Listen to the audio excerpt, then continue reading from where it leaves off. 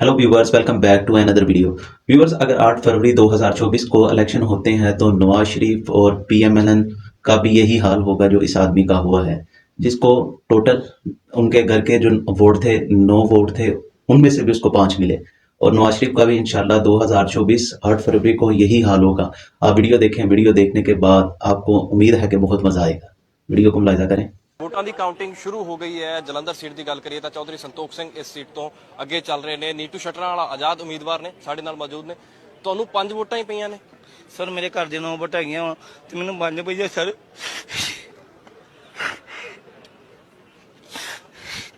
ਮਤਲਬ ਪਰਿਵਾਰ ਵਾਲਿਆਂ ਨੇ ਵੋਟ ਨਹੀਂ ਪਾਈ? ਨਹੀਂ ਸਰ, ਮਿਹਨਤ ਕੀਤੀ, ਲੱਗਦਾ ਬੇਈਮਾਨੀ ਕੀਤੀ ਗਈ ਵੋਟਾਂ ਦੇ ਵਿੱਚ।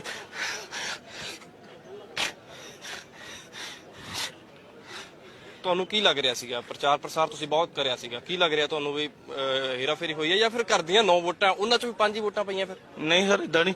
ਜਿਨ੍ਹਾਂ ਨੇ ਬੇਈਮਾਨੀ ਕੀਤੀ, ਮਸ਼ੀਨਾਂ ਵਿੱਚ ਬੇਈਮਾਨੀ ਹੋਈ ਹੋਈ ਕਿਸੇ ਦੀ। ਲੇਕਿਨ ਇੰਨੀਆਂ ਵੋਟਾਂ ਮੇਰੇ ਮਹੱਲੇ ਨੇ ਕਸਮ ਪਾ ਕੇ, ਚਿੰਤਪੁਰਨੀ ਮਾਤਾ ਦੀ ਕਸਮ ਖਾ ਕੇ ਵੋਟਾਂ ਪਾਈਆਂ ਉਹਨਾਂ ਨੇ, ਲੋਕਾਂ ਨੇ।